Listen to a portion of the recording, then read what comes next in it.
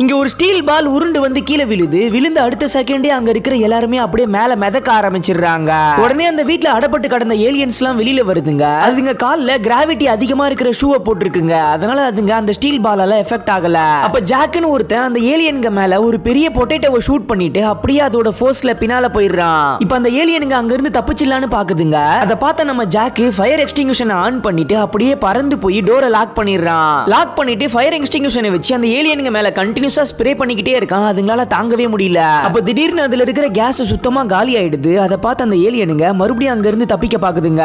அப்ப ஜாக்கோட தம்பி என்ன பண்றானா அந்த ஸ்டீல் பாலை எப்படியோ கையில எடுத்து நம்ம ஜாக் கிட்ட தூக்கி போடுறான்.